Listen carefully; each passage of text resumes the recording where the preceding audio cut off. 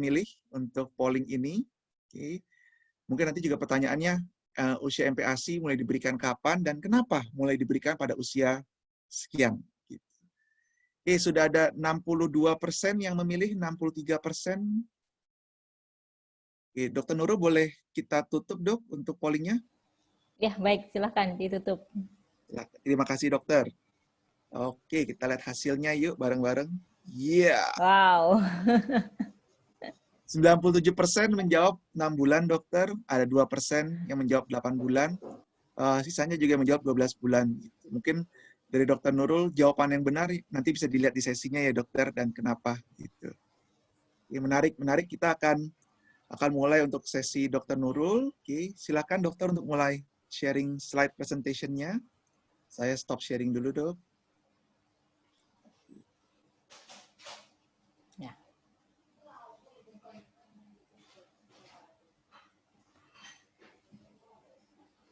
Sudah terlihat ya, Dokter Andi? Sudah, Dokter. Ya, baik. Terima kasih. Assalamualaikum warahmatullahi wabarakatuh. Selamat pagi, rekan sejawat dokter dan ibu bidan sekalian. Terima kasih untuk antusiasmenya untuk hadir standby online dari pagi supaya bisa masuk tepat waktu di acara hari ini, karena saya tahu pasti sebagian besar adalah ibu-ibu ya.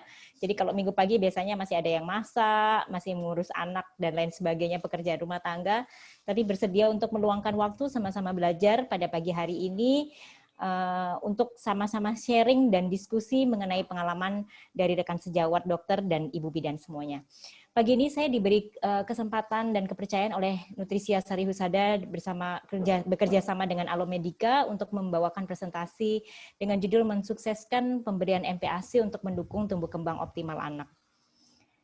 Jadi apa sih yang dimaksud dengan MPASI atau makanan pendamping ASI? Yaitu makanan bisa berupa makanan padat atau semi solid ya, makanan lunak atau cair selain ASI yang mengandung nutrien diberikan pada saat periode penyapihan ya, yaitu pada saat di mana anak itu mulai makanan atau minuman lain yang diberikan bersamaan dengan ASI. Jadi artinya selama masa pemberian MPASI ini anak tetap minum ASI ya. Jadi ini hanya sebagai pendamping saja sesuai dengan judulnya. Nah, rekan sejawat dan ibu bidan semua sudah tahu bahwa memang MPASI ini diperkenalkan mulai usia 6 bulan. Jangan kurang dan juga jangan lebih. Kenapa 6 bulan? Karena kebutuhan pada saat anak sudah berusia 6 bulan itu sudah mulai meningkat. Nanti kita akan sama-sama lihat apa saja sih kebutuhannya yang meningkat itu, di mana hal ini ASI saja tidak mencukupi. Jadi kalau pada saat usia 6 bulan itu belum diberikan MPASI, maka dikhawatirkan anak tersebut tumbuh kembangnya menjadi tidak optimal. Karena sebetulnya kebutuhannya sudah meningkat tapi tidak dipenuhi secara optimal dari MPASI. Nah, pemberian MPASI ini pada prinsipnya harus memenuhi kebutuhan energi, kebutuhan protein, dan terutama mineralnya adalah zat besi. Karena dari semua komponen yang ada di dalam nutrien, pada anak sudah mulai usia 6 bulan dan seterusnya, mulai terjadi peningkatan signifikan terhadap kebutuhan energi, protein, dan zat besinya. Juga mikronutrien yang lain, tapi memang yang paling optimal adalah yang tampak signifikan meningkat adalah zat besi. Nah, ini sering menjadi pertanyaan bagi pasien-pasien, rekan-rekan sejawat dan ibu-ibu bidan. Tanda-tanda apa sih yang seperti apa anak siap diberikan MPASI? Karena kadang-kadang strugglingnya adalah anak diberikan ASI masih nangis, seperti anak yang kelaparan. Tapi apakah betul anak tersebut sudah siap diberikan MPASI? Jadi kita lihat saja tanda-tandanya ya. Jadi sebaiknya memang pada saat datang ke tempat praktek, anak tersebut diajak supaya rekan sejawat dan ibu bidan juga melihat tanda-tandanya seperti apa. Yang pertama, mampu menyangga kepala sendiri. Jadi support kepalanya sudah sedemikian kokoh, nggak kadang-kadang turun gitu ya kepalanya ya. Jadi dia stabil ya. Jadi bisa mempertahankan lehernya supaya tetap tegak. Ya, karena ini penting sekali. Karena kalau ternyata tidak mampu menyangga kepala, artinya lehernya juga masih belum baik ya supportnya, nanti makanannya juga akan tumpah gitu. Kemudian anak dapat duduk dengan sedikit bantuan dan juga dapat menjaga keseimbangan badan. Jadi setiap anak itu bervariasi, ada yang bisa duduk dengan baik ya, dengan bantuan sedikit, Ada yang memang tanpa bantuan dia sudah dapat berdiri dapat duduk dengan sangat baik. Nah, jadi kalau kita dudukkan di kursi bayi, itu anak sudah cukup kokoh gitu ya.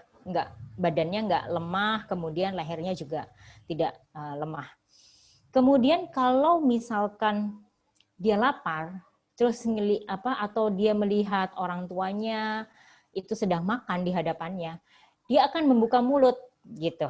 Dia ingin makan juga. Dia meniru gerakan orang makan. Dan kalau kita tes, sendoknya didekatkan, dia otomatis akan membuka mulutnya.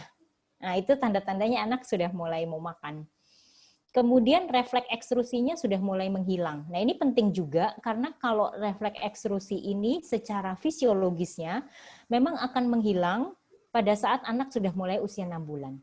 Jadi kalau misalkan ternyata refleks ekstrusinya itu masih ada, kalau kita paksa masukkan makanan, maka akan dilepeh.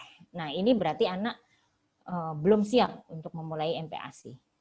Kemudian kalau kita letakkan makanan di dekatnya, dia akan meraih makanan tersebut, gitu ya. Jadi itu tanda-tandanya. Nah, bagaimana syarat dalam memberikan MPASI? Yang pertama, harus adekuat. Ya, adekuat itu dalam artian energinya cukup, nanti saya akan jelaskan energinya berapa banyak. Kemudian proteinnya juga cukup, jadi memberikan MPASI itu jangan hanya berisi serealia saja, gitu. Jadi misalkan tepung misalkan tepung beras gitu ya, dilumatkannya pakai air saja misalkan. Jadi isinya cuma ada karbohidrat saja dan sedikit protein. Nah, ini tentu saja tidak adekuat. Kemudian ada kandungan lemaknya, ada karbohidratnya, dan ada kandungan mikronutrien. Kemudian pemberian MPASI itu juga harus aman dan higienis. Artinya, pada saat kita menyiapkan MPASI, jangan lupa ibu harus cuci tangan dulu. Demikian juga peralatan makannya harus bersih. Harus dibersihkan dengan baik, kemudian disteril. Nah, jadi supaya anak tersebut pada saat mulai mengenal MPASI tidak mudah diare atau infeksi pencernaan yang lain. Nah, juga simpan makanan di tempat yang bersih. Artinya kalau misalkan nggak habis, jangan disimpan ya. Kalau nggak habis ya sudah dibuang. Artinya membuatnya pun juga harus secukupnya. Artinya adalah makanan-makanan segar yang akan disiapkan untuk MPASI itu harus betul-betul disimpan di tempat yang sesuai. Misalkan kalau dia harus disimpan di suhu 4 derajat ya sudah ditaruhnya di bawah kalau di kulkas. Tapi kalau harus disimpan beku berarti dia harus dibekukan dan jangan berulang kali. Kalau sudah dibekukan, dicairkan, dibekukan lagi itu nggak boleh ya. Kemudian harus tepat waktu, di mana kita harus melihat MPASI itu diberikan pada saat kebutuhannya mulai meningkat. Di mana frekuensi dan cara pemberiannya juga disesuaikan dengan usia kronologisnya dari bayi. Dan pada saat sudah mulai memberikan MPASI, ibunya juga harus disiplin dengan waktu. Artinya sudah mulai ada pembuatan feeding practice ya. Jadi jam-jamnya itu harus mulai dibiasakan. Jam berapa makan pagi, jam berapa selingan, jam berapa makan siang, jam berapa makan sore. Jadi ini urusannya nggak cuma ngasih makan, tapi juga urusannya belajar mendisiplinkan anak. Ya, jadi di sini ada ada aspek psikologis pada saat pemberian MPASI. Dan yang paling penting adalah responsive feeding, yaitu memperhatikan sinyal lapar dan kenyang dari anak. Jadi seorang anak bayi itu memang sudah dibekali dari Tuhan Yang Maha Esa, dari Allah itu untuk mengenal sinyal lapar dan kenyang. Nah, sinyal lapar dan kenyang ini akan muncul kalau orang itu sesuai dengan jadwalnya. Jadi kalau nanti akan otomatis seperti kita otomatis pagi hari bangun tidur lapar, ya, karena kita sudah dibiasakan dari kecil yang namanya pagi itu makan pagi, gitu ya. Kemudian kalau sudah dibiasakan MPASI makan siang jam sekian, jam 12 misalkan, nanti anak akan terbiasa pada saat siang dia akan lapar, gitu. Nah, responsive feeding juga menyuapi makan sambil ngajak komunikasi. Ada kontak mata dan jangan maksa. Jadi harus latihan kesabaran ya. Ibunya harus sabar, bapaknya juga harus sabar. Kalau ada pengasuh, pengasuhnya juga harus sabar. Dan ini ada kerjasama tim di situ antara ibunya, bapaknya, neneknya ya. Kalau tinggal serumah ada nenek dan pengasuhnya kalau ada pengasuh. Jadi kalau misalkan antara ibu dan ayahnya nggak kompak gitu ya, atau biasanya yang timbul pertengkaran itu sama nenek biasanya. Neneknya kasihan gitu, terus langsung dikasih lagi makan padahal belum waktunya makan. Nah itu jangan sampai ini terjadi, yaitu karena nanti anak akan susah makannya, kemudian akhirnya hilang kesabaran dan responsive feeding-nya juga akan menurun. Jadi kalau nyuapin anak makan itu jangan sambil screen time ya, lebih baik ya. Jadi gadgetnya ditaruh dulu, diajakin ngobrol, diajakin cerita gitu ya. Jadi sambil anak juga belajar cara berkomunikasi yang baik. Nah, mengapa diberikan 6 bulan? Nanti kita lihat semuanya nih ya, rekan-rekan semuanya. Pada saat usia anak 0 sampai 5 bulan, energinya hanya butuhnya sekian, 550 dengan protein 9 gram. Ini per hari ya, ini kebutuhan sehari. Dan zat besinya hanya butuh 0,3 mg saja, dengan seng yang masih kecil, kalsium juga sedikit. Tapi pada saat usia 6 sampai 11 bulan, kebutuhannya meningkat, demikian juga kebutuhan protein. Meningkatnya hampir 2 kali lipat. Nah, ini yang signifikan nih, zat besi. Yang awalnya pada saat usia 0 sampai 5 bulan dipenuhi dari ASI saja cukup. Pada saat usia 6 bulan dipenuhinya tidak bisa hanya dari ASI. Ya, karena ASI itu bukan sumber zat besi yang cukup baik. Ya, karena yaitu ASI kandungannya bermacam-macam. Nggak cuma zat besi saja gitu. Jadi memang harus dipenuhi dari luar. Oleh karena itu mengapa anak-anak ini pada usia 6 bulan harus sudah mulai diperkenalkan MPASI yang beraneka ragam. Makanannya bervariasi supaya mendapatkan sumber zat besi dari berbagai macam jenis makanan. Nah, ini penting sekali karena kadang-kadang orang tua itu berpikir untuk membuat anaknya pintar hanya butuh satu nutrien tertentu, superfood. Padahal sebetulnya untuk membuat anak itu tumbuh kembangnya optimal dan anak itu cerdas, itu membutuhkan segala macam nutrisi, termasuk diantaranya adalah zat besi. Makanya jangan heran, masyarakat kita kadang-kadang kurang aware terhadap hal ini, tidak cek HB-nya berapa, banyak sekali anak-anak kita yang mengalami anemia pada saat sudah berusia masih sangat muda ya, di bawah usia 5 tahun, balita sudah anemia. Kemudian seng juga sama, kebutuhannya meningkat, cuman memang tidak terlalu meningkat drastis seperti zat besi, demikian halnya dengan kalsium. Dan jangan khawatir, zat besi, seng, kalsium itu sumbernya sama, yaitu dari protein. Jadi dengan kita memberikan protein pada anak, tentu saja akan mendapatkan kandungan zat besi, kandungan seng, kalsium, dan vitamin mineral yang lainnya sekaligus. Ya. Nah, makanya demikian disebutkan bahwa kebutuhan nutrisi ini meningkat sehingga ASI saja dianggap tidak cukup. Perlu pemberian makanan pendamping ASI yang semuanya harus dimulai pada saat anak berusia 6 bulan. Nah, bagaimana caranya mempersiapkan MPASI? Mohon maaf dok, boleh izin untuk polling satu dok sebelum kita masuk ke sesi selanjutnya dokter? Baik, silakan. Saya stop share dulu. Oke, rekan-rekan, kita sekarang sudah ada hampir 800 peserta yang ikut. Kita akan coba untuk polling kita, silakan dipilih langsung di layar handphone maupun di layar laptop Anda. Pertanyaan kedua nih, bagaimana tekstur makanan yang harus diberikan kepada bayi usia 9 sampai 12 bulan? Apakah agak kasar dan cincang? B, padat? C, halus, lumat, dan konsistensi kental? Atau D, keras tekstur makanannya? Silahkan dipilih. Sangat-sangat antusias sekali pada peserta pada pagi hari ini. Sudah ada hampir 60 pertanyaan di Q&A, meskipun kita belum buka untuk pertanyaannya.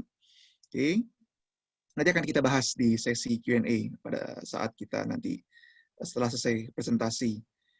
Sudah ada 490 yang menjawab. Dokter, kita akan izin untuk stop pollingnya ya dok. Kita end polling 3, 2, 1. Yuk kita lihat hasilnya. Wow, oke. 62% menjawab agak kasar dan cincang, ada 4% yang menjawab padat, dan ada 34% yang menjawab halus, lumat, dan kental. Nah, mohon pencerahannya nih Dokter Nurul untuk presentasi selanjutnya, Dokter. Ya, baik. Saya lanjutkan ya Ya, dokter. mengenai tekstur makanan. Saya sharing dulu. Oke. Bagaimana cara mempersiapkan MPASI?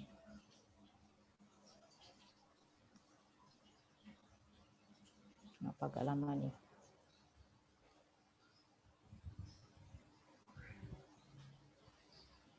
Bentar, Dokter Andi. Ya, dokter. Biasa ini terjadi.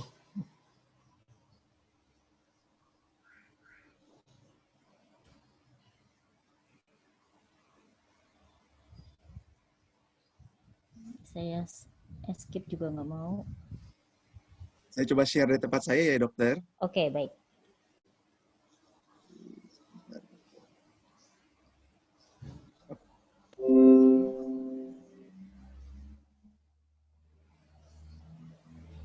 Oke. Bentar, dok. Kita share yang screen besar. Oke, silakan, dokter. Baik. Oke, kita lanjut slide Next ya, dok. berikutnya. Ya. Nah, ini. Jadi, kalau kita lihat di sini, bahwa pada anak usia 0 sampai 6 bulan, kebutuhannya hanya cukup dari ASI saja. Jadi tanpa tambahan yang lain-lain. Ini penting sekali ya. Jadi kita jangan nambahkan yang lain-lain, jangan khawatir. Anak akan baik-baik saja. Selama pemilihan ASI-nya baik ya. Diberikan ASI eksklusif saja. Kemudian pada saat usia 6 sampai 9 bulan, harus ada tambahan energi sebesar kurang lebih 200 kilokalori per hari. Nah, 200 kilokalori itu berapa banyak sih? Dengan kita memberikan MPASI 2 sampai 3 kali makan dalam sehari, yang banyaknya hanya 2 sampai 3 sendok makan saja. Jadi pada saat ibu menyiapkan itu nggak usah terlalu banyak-banyak. Kadang-kadang yang sering dikeluhkan oleh ibu, terutama ini anak pertama biasanya ya, itu dia mempersiapkannya terlalu banyak. Jadi ekspektasinya itu anaknya harus habis nih segini gitu. Kok kalau nggak habis dianggapnya anaknya susah makan, kemudian dilepeh-lepeh, karena bisa juga dilepeh itu karena dia sudah cukup kenyang gitu ya. Jadi jangan terlalu banyak, 2 sampai 3 sendok saja cukup. Dimana ditambah selingan bisa 1 kali, bisa 2 kali. Kalau baru belajar makan, masih seminggu, 2 minggu belajar makan, selingannya cukup sekali saja. Nanti kalau anaknya udah makin pinter ya, sudah mulai terbiasa dengan MPASI-nya, baru kita berikan makanan selingan 2 kali. Jadi semuanya ada 3 kali makan, 2 kali selingan. Ya. Kemudian makanannya seperti apa? Makanannya tuh harus yang lembut. Lembutnya itu kalau kita lihat seperti pure. Pure itu kayak misalkan labu siam, kemudian apukat, kasih air gitu ya, kemudian di blender halus. Kemudian bentuknya lembek sekali seperti bubur susu. Nah, itu pure. Ya. Selain itu bentuknya bisa seperti bubur sumsum. Nah, jadi konsistensinya itu seperti itu pada anak usia 6 sampai 9 bulan.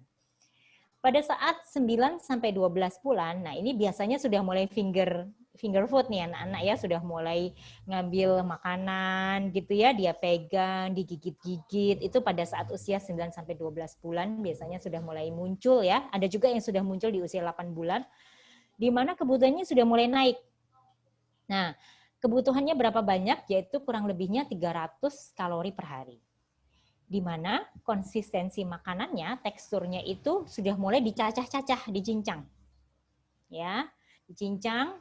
Jadi misalkan tadinya cuma isinya bubur saja, kemudian di sini buburnya lebih gitu ya, sayur-sayurannya disaring. Kemudian ada daging cincang mungkin atau ayam cincang atau mungkin digiling supaya mudah makannya. Berapa banyak sudah mulai makan 3 sampai 4 kali. Ya, jadi ada pagi, ada siang, ada sore yang sudah mulai rutin diberikannya. Dan bisa ditambah lagi sekali lagi ekstra mungkin pada saat menjelang tidur atau tergantung jadwal si anak, karena kadang-kadang ada anak yang masih tidur siang sekali tapi agak lama, ada yang tidur siang 2 kali, macam-macam ya, anak itu beragam. Kemudian ditambah ada selingan, jangan lupa ya. Jadi makannya itu dalam sehari maksimal bisa 6 kali. Jadi ada makan besar, selingan, makan besar lagi, selingan, makan besar lagi, selingan. Gitu. Jadi totalnya ada 6. Di mana jumlah seluruhnya kurang lebih mencakup 300 kalori. Jadi 300 kalori itu untuk dalam sehari, tambahan dalam sehari di luar ASI. Jadi bukan sekali makan 300 kalori ya, tapi 300 kalori tambahan selain dari ASI. Berapa banyak? Nah, jumlahnya adalah setengah mangkok usia 250. Ukuran 250 mili. 250 mili itu kurang lebihnya satu gelas gelas minuman apa namanya? Yang di apa namanya? Yang segel plastik itu ya. Itu 250. Gelas minuman yang ada labelnya itu 250. Jadi dia kurang lebihnya separuh dari itu. Itu sudah lengkap isinya dari mulai tim saring, sayur dan lauk yang disaring juga itu jumlahnya setengah mangkuk ukuran 250 ml. Jadi kurang lebihnya 125 mili. Nah, bagaimana pada saat usia 12 sampai 23 bulan? Jadi anak sudah mulai usia 1 tahun ke atas ya, 1 tahun menjelang 2 tahun. Ini udah mulai jalan, ada yang sudah mulai belajar lari, udah mulai aktivitasnya sudah mulai banyak. Karena aktivitasnya banyak sehingga kebutuhan energi yang diperlukan dalam sehari juga makin besar, yaitu kurang lebihnya 550 kalori per hari. Nah, makanannya seperti apa? Kalau yang seperti ini baru makanan padat atau yang disebut sebagai makanan keluarga. Contoh, misalkan keluarganya lagi masak sayur bening, bayam gitu ya. Nah, pakai nasi. Nah, anaknya juga sama makannya, sayur bening bayam pakai nasi. Hanya bedanya lauknya kalau misalkan di rumah lauknya agak keras ya, misalkan kalau ayam utuh agak keras, mungkin yang ini anaknya dikasih ayamnya itu bisa disuir-suir sedikit gitu supaya anak mau makan. Atau ada juga anak yang mungkin gigi-giginya sudah mulai banyak keluarnya, jadi dia bisa makan ayam utuh tanpa disuir-suir. Intinya lauk pauknya makanannya semua sama dengan makanan keluarga. Nah, ini penting sekali supaya anak tidak pilih-pilih makan, dia mengenal aneka ragam makanan, sehingga pada saat dia nanti tumbuh menjadi anak usia 3 tahun, 4 tahun, dia sudah kenal semua jenis makanan. Gitu ya. Ya, biasanya ibu-ibu ini karena terlalu eksklusifnya dengan anak, biasanya sering dibedakan. Ya, ini sebetulnya tidak usah. Lauknya sama, cuman bedanya gini. Kalau di rumah makanannya pedas, ditambah ada sedikit sambal, khusus untuk anak, nggak usah kasih sambal, jadi dipisah dulu makanannya. Tapi jenis menunya sama. Berapa banyak sama, yaitu maksimal sehari 6 kali makan, jadi ada 3 makan utama, 3-4 kali, ditambah dengan selingan sebanyak maksimal 2 kali. Ukurannya, kalau mangkoknya itu 250 ml, itu dia dapat 3/4-nya. Gitu. Jadi nanti dikira-kira sendiri, kira-kira bisa berapa sendok nih, gitu ya. Karena setiap anak itu sangat bervariasi. Anak yang satu dengan anak yang lain itu beda-beda. Ada yang langsung bisa makan banyak, lapar lagi, ada yang dia perlu disuapin pelan-pelan gitu ya. Ibunya harus super sabar, bujuknya lama. Jadi untuk menghabiskan 3/4 mangkok itu dia perlu sedikit perjuangan gitu. Slide selanjutnya. Nah, bagaimana mengenal tekstur makanan? Tadi sedikit saya sudah terangkan, di mana pada saat usia 6-9 bulan, jadi ini semuanya tetap nyusuin ya, cuman bedanya pada saat usia 6-9 bulan, 2-3 sendok makan bertahap, ya. 2-3 kali makan dulu, misalkan latihannya baru 2 kali makan ditambah 1 selingan, misalkan seperti itu ya. Kemudian pada saat anaknya sudah mulai pinter, usia 7 bulan udah mulai agak sedikit keras, nanti mulai masuk 7-8 itu sudah mulai disaring. Ya, sampai usia tadinya tim saring kasar, terus jadinya lama-lama pada saat usia 9-12 bulan timnya udah nggak disaring lagi, sudah bentuk nasi tim biasa. Dengan jumlah kurang lebih 125 ml atau setengah dari 250 ml. 3-4 kali makan sama, selingan 1-2 kali. Di mana bahan makanannya itu mirip dengan orang dewasa, namun ada rasanya. Nah, ini kadang-kadang orang tua suka terlalu khawatir untuk memberikan bumbu, jadi bumbunya bukan bumbu tajam. Artinya di sini ibu sudah boleh memberikan sedikit garam. Ya, nanti saya jelaskan garamnya berapa banyak. Di mana pada saat mau memberikan makan dirasain dulu makanannya. Jadi jangan lupa ibu bidan dan sejawat dokter sekalian tanya nih ke ibunya, coba dicicipin makanannya enak enggak? Kuah sayurnya enak enggak? Kalau buat ibunya nggak enak, apalagi buat anak yang rasanya sensitif. Jangan khawatir memberikan sedikit saja garam, itu tidak masalah. Kemudian konsistensinya juga bubur kasar atau cincang. Kemudian pada saat usianya tambah besar, sudah mendekati 12 bulan, sudah bisa mulai nasi tim, ya. Bertahap ya konsistensinya. Supaya anak itu nggak cuma mengenal bubur susu saja. Kadang-kadang orang tua itu keluhannya begini, pada saat makan bubur susu cepat banget makannya. Begitu mulai makan tim saring, apalagi nasi tim, makannya jadi lambat. Itu sering sekali dikeluhkan seperti itu. Akhirnya mundur lagi ke bubur susu lagi. Nah ini kurang tepat ya, karena gini, anak itu makin lama gigi-giginya akan tumbuh lagi gitu. Tadinya tumbuhnya 1, kemudian 2, 3, dan seterusnya. Kalau diberikan makanannya terlalu lumat, nanti tidak merangsang pertumbuhan gigi.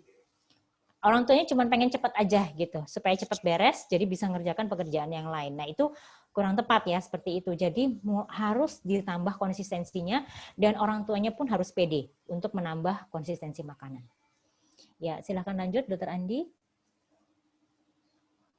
Ya, terima kasih dok. Sebelum kita lanjutkan, mungkin pertanyaan polling yang ketiga dokter, kita akan tanyakan mengenai kandungannya. Tadi dokter sempat menyebutkan mengenai bumbu masak. Kita coba tanya kepada peserta ya dok. Ya, silakan. Oke, silakan para peserta. Kita sekarang sudah ada hampir 880 peserta. Di layar handphone dan juga di laptop Anda, jika menyaksikan dari laptop, sudah ada pertanyaan polling. Jumlah garam tambahan yang diperbolehkan untuk anak usia di atas 1 sampai 3 tahun adalah 0 gram, tidak ditambahkan sama sekali, 200 mg, 10 gram, atau setengah sendok teh. Nah, kita ingin tahu nih bagaimana dengan sehari-hari aplikasi untuk pemberian MPASI kepada di praktek sehari-hari untuk pasien, untuk anak, bagaimana sih pemberian garam tambahan yang diperbolehkan. Tadi sempat disebutkan oleh Dr. Nurul bahwa jika kita aja merasa rasanya nggak enak, apalagi untuk anak ya, untuk rasa pengecapannya. Nah, boleh ditambahkan bumbu masak seperti garam ini. Nah, kita pengen tahu. Sudah ada 500 yang vote, dok. Kita boleh tutup untuk votingnya, dokter? Ya, silakan. Siap. Kita tutup pollingnya, kita lihat hasilnya, dan hasilnya muncul di layar handphone para saudara dan juga para peserta dokter dan ibu bidan. Paling banyak 40% menjawab setengah sendok teh, dokter. Nah, posisi kedua 36%, 200 mg. 21% dari para peserta menjawab 10 gram, dan sisanya tidak ditambahkan sama sekali.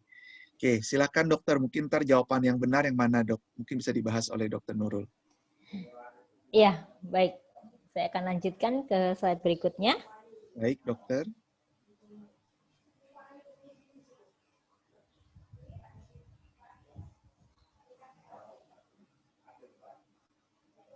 Ya, bagaimana cara pengenalan gula, garam, dan minyak? Nah, ini penting sekali karena ini banyak sekali terjadi kontroversi, ya. Pokoknya kalau urusan makanan anak itu kontroversinya tuh banyak sekali ya, karena ada golongan yang nggak mau gula, garam, minyak gitu ya, terutama gula dan garam karena takut anaknya nanti pilih-pilih makan. Ada golongan yang oh ya oke, boleh saja, orang rasanya nggak enak kok gitu. Nah sebetulnya dari IDAI, Ikatan Dokter Anak Indonesia kan, yaitu maksimal 10 gram ya. Jadi yang tadi 10 gram itu untuk gula, bukan untuk garam. Kalau garam 10 gram tuh banyak banget ya nanti jadinya. Ya, 10 gram itu berapa banyak? 10 gram itu 1 sendok makan peres. Ya, jadi kalau ibu-ibu masak di rumah, tambahin gula gitu kan. Nah, itu 1 sendok makan peres itu adalah 10 gram. Oleh karena itu makanya kenapa anak itu boleh pakai makanan dari rumah yang ibu masak sekalian gitu ya. Jadi supaya dia mengenal yang dimakan bapak ibunya sama yang dia makan. Kemudian garam. Garam ini dimulai dari 200 mg per hari pada saat mulai mengenal MPASI. Ya, 200 mg itu berapa banyak?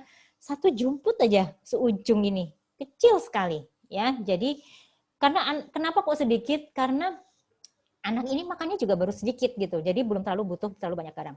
Kalau kita berikan garam terlalu banyak, bahayanya adalah nanti ada gangguan di ginjalnya karena garam ini kan juga akan diproses ya di ginjal. Jadi kalau terlalu banyak beban renal salut load untuk garamnya menjadi lebih berat. Kemudian untuk minyak diberikan secukupnya hanya 2-3 sendok teh per hari. Nah, ini biasanya diproses dalam bentuk makanan yang digoreng gitu ya. Misalkan daging cincangnya daging cincang kan kalau kita tumis kan ada sedikit airnya keluar. Kemudian kita tambahkan 1 sendok teh minyak untuk menumisnya. Itu juga bisa seperti itu. Jadi supaya ada sedikit rasa dan anak juga mendapatkan tambahan minyak yang esensial bagi tubuh. Ya, lanjut. Nah, ini kita lihat pada saat 0 sampai 6 bulan kebutuhan garamnya itu sedikit 120 mg dan ini dipenuhi hanya dari ASI. Dan tidak perlu tambahan gula pasir sama sekali. Karena ini berbahaya kalau kita menambahkan gula pasir misalkan atau mungkin sirup atau madu mungkin ya karena ini kan manisnya hampir sama ya. Hanya bedanya gula pasir itu dari tebu, yang satunya dari madu.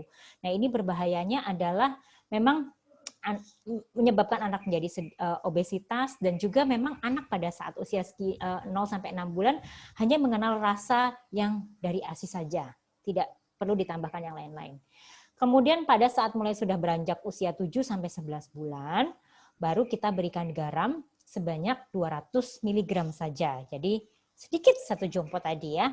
Sedangkan gulanya boleh diberikan sebanyak 10 gram atau 1 sendok makan peres. Ya, tadi biasanya dimasukkan ke dalam bumbu masakan. Kemudian pada saat usia lebih besar lagi 1-3 tahun di mana sudah mulai makan keluarga, garamnya diberikan setengah sendok teh. Ya, jadi setengah sendok teh tadi untuk anak yang usianya 1-3 tahun. Gulanya berapa banyak? Gulanya adalah sebesar 1,5 sendok makan peres, yaitu 14 gram. Jadi ada sedikit perbedaan ya. Nah, nanti kalau usianya 3 tahun ke atas gimana ya? Sudah seperti layaknya orang dewasa.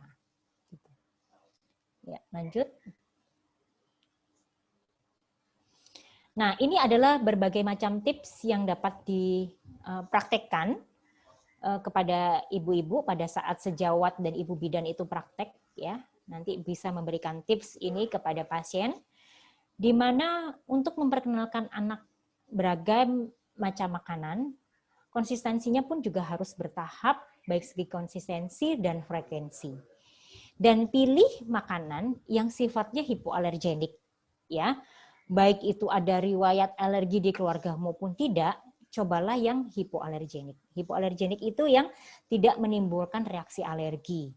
Contohnya apa? Contohnya misalkan golongan serealia itu umumnya tidak menyebabkan reaksi alergi seperti nasi, mau bubur beras dan segala macam ya, itu tidak menyebabkan reaksi alergi kecuali pada anak dengan gangguan tertentu ya, tentu saja akan menjadi lebih spesifik pemberian MPASI-nya.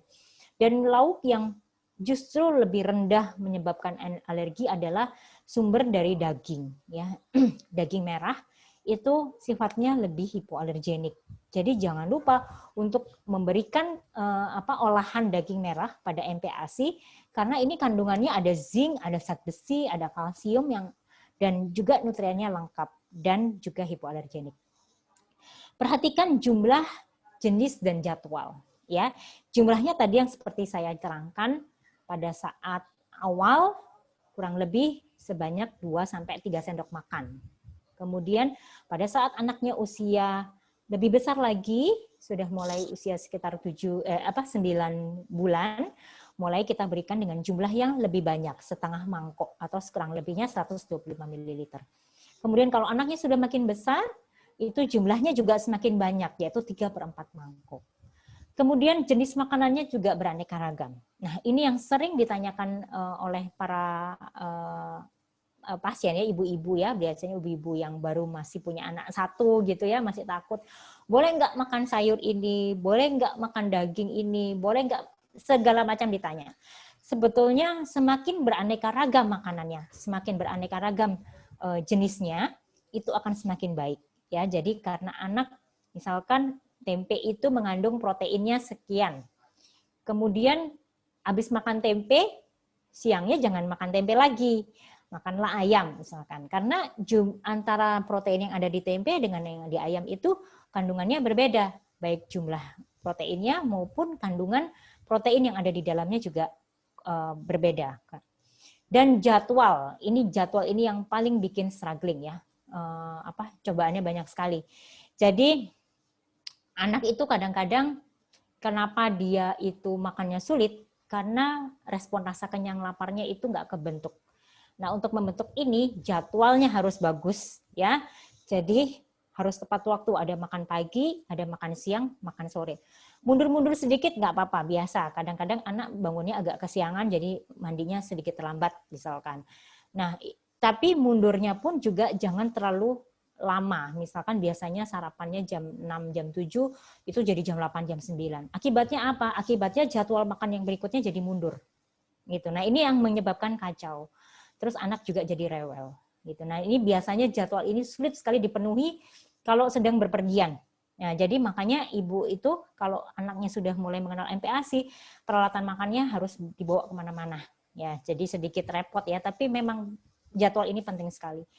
Kemudian jenis makanan yang masih baru diperkenalkan, sebaiknya dikenalkannya pada pagi hari untuk melihat reaksi alergi. Misalkan mau nyoba makan ayam, terus ibu pengen tahu kira-kira kalau makan ayam itu alergi enggak. Jadi cobalah pada saat pagi hari, pada saat sarapan. Terus sambil dilihat seharian reaksinya seperti apa. Misalkan pada saat siang, oh ternyata ada ruam di kulit, kemudian kulitnya jadi kemerahan, atau mungkinnya kalau tidur itu nafasnya grok-grok gitu. Nah, ini bisa mungkin kemungkinan ya, meskipun belum tentu, itu anak nggak tahan atau belum bisa untuk makan daging tertentu misalkan. Tapi ini jangan khawatir, karena kadang-kadang barier usus anak itu juga memang belum terbentuk secara sempurna. Biasanya terbentuk sempurna itu pada saat usia 1 tahun ke atas, di mana ayam yang tadi diperkenalkan itu bikin kemerahan, pada saat usia 1 tahun ke atas ternyata nggak membuat ruam. Jadi anaknya memang sebetulnya tidak alergi, hanya ususnya saja yang masih belum siap untuk menerima suatu protein baru. Biasanya ini adalah sumber protein yang menyebabkan anak menjadi tampak seperti alergi. Kemudian anak juga perlu adaptasi, sehingga ibu harus sabar. Ya, ini jadi yang namanya jadi ibu itu latihan kesabaran. Jangan memaksa bayi untuk menghabiskan makanan. Ini sering sekali terjadi, dok, anak saya makannya kok sedikit ya gitu. Makan udah banyakan dikit, dilepeh, dikemut, itu sering sekali terjadi. Nah, ini karena kadang-kadang orang tuanya itu memberikan jumlah yang terlalu banyak sehingga tidak sesuai dengan kebutuhan anak. Atau kemudian bisa juga karena suasananya bosan di rumah gitu ya, dia butuh anak juga butuh sosialisasi ya, nggak cuma orang tua. Jadi kalau sambil diajak jalan-jalan makanya lebih lahap misalkan. Jadi dia butuh suasana baru. Itu penting sekali. Kemudian berikan makanan itu bertahap ya, seperti yang tadi saya katakan, mulai dari 2 kali dulu, kemudian ditingkatkan 3 kali, nanti kalau anaknya sudah pinter makannya, ditingkatkan jadi 4 kali, dan juga selingannya juga kita tingkatkan bertahap. Lanjut, Dr. Andi. Nah, ini jadwalnya, pagi bubur susu atau pure 2-3 sendok makan. Kemudian jam 10-nya kasih buah ya. Kemudian biasanya terus tidur, nanti siang makan lagi, terus sorenya dikasih bubur susu atau pure, kemudian ada selingan. Kalau waktunya cukup dikasih selingan. Kemudian ASI sesuai kebutuhan. Nah, ini yang penting sekali ya, rekan sejawat dan Ibu Bidan. Makan pagi jarak sekitar 2-3 jam. Ya, terus dari selingan, karena selingan itu makanannya tidak terlalu mengenyangkan ya, hanya sekedar snacking saja, jaraknya ke makan siang itu bisa 2 jam. Nah, nanti dari makan siang ke makan besar berikutnya diberikan jarak sekitar 3 jam. Gitu ya. Nah, ini penting supaya timbul respon rasa kenyang dan lapar. Gitu. Jadi membuat jaraknya itu feeding practice-nya itu jangan memberikan jarak itu cuma 2 jam, 2 jam gitu jangan. Kecuali susu, berbeda dengan ASI ya. Kalau ASI itu karena cair, jadi nyerapnya cepat, jadi jaraknya bisa 2 jaman. Tapi begitu kita memberikan makanan padat, nggak bisa dengan 2 jaman, paling nggak 3 jam. Kalaupun jarak 2 jam itu paling cuma makanan selingan ke makanan utama gitu. Ini penting supaya anak siap pada saat jadwal makan berikutnya dan masih cukup lapar. Lanjut lagi.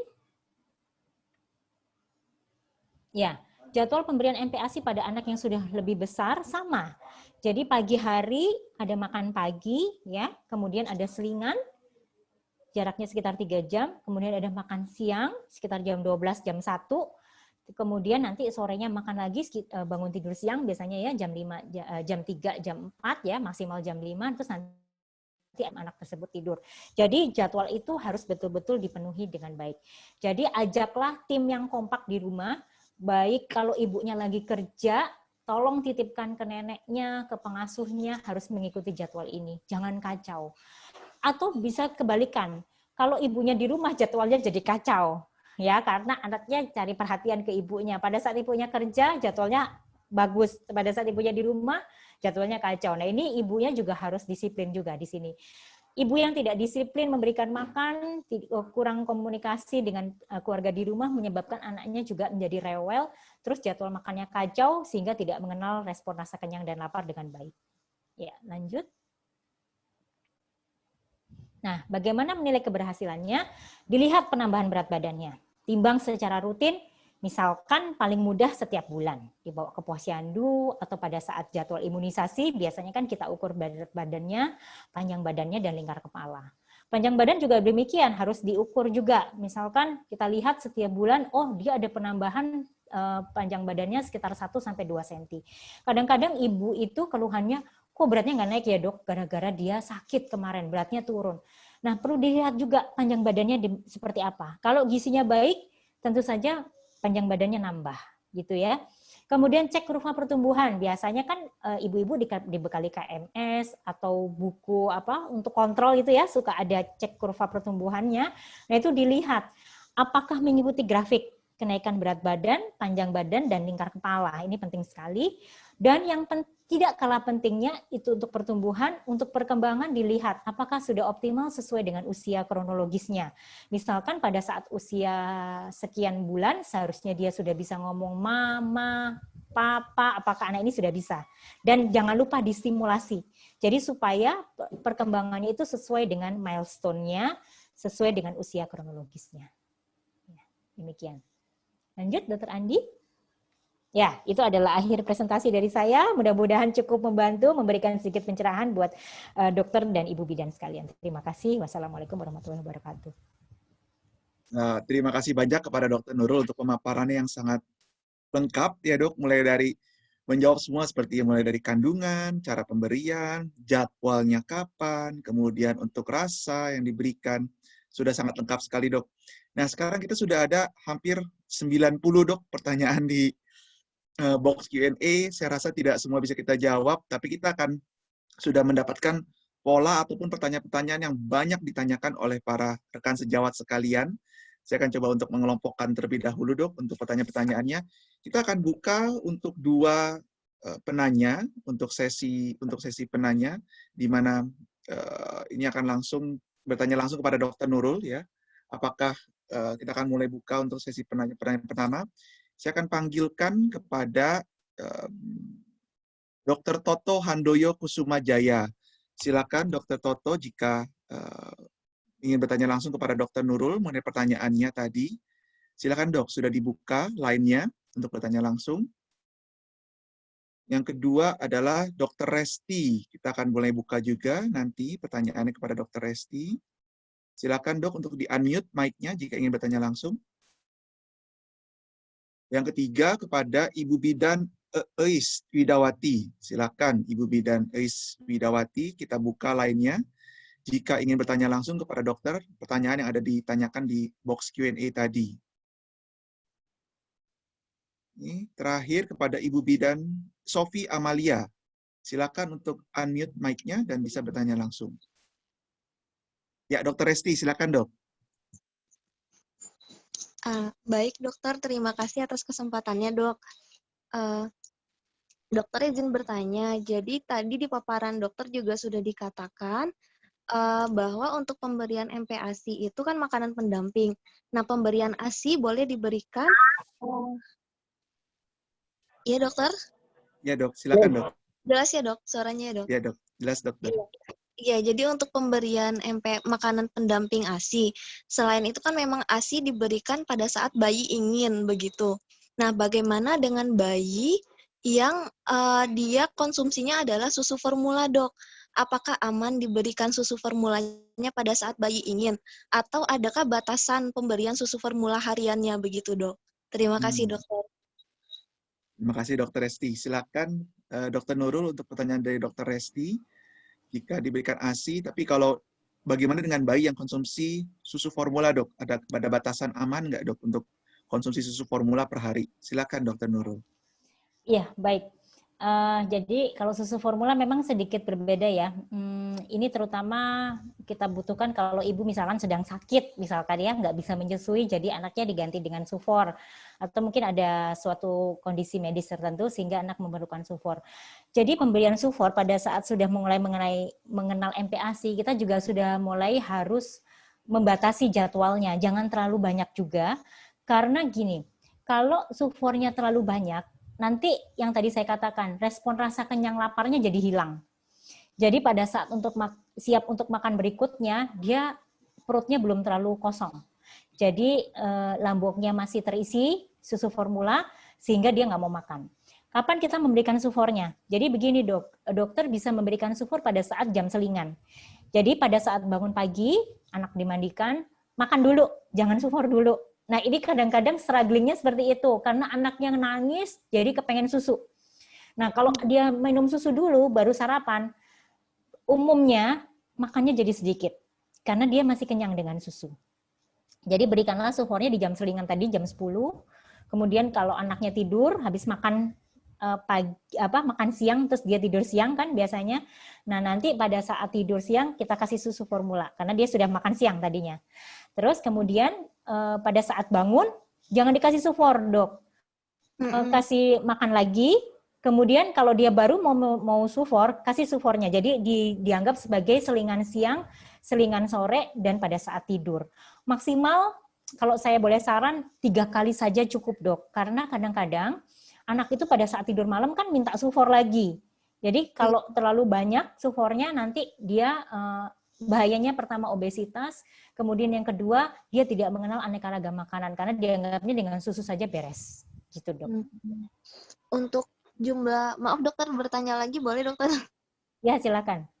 Iya dokter, untuk jumlah konsumsi susu formula hariannya apa ada batasan per berat badannya dok? Ukurannya dok?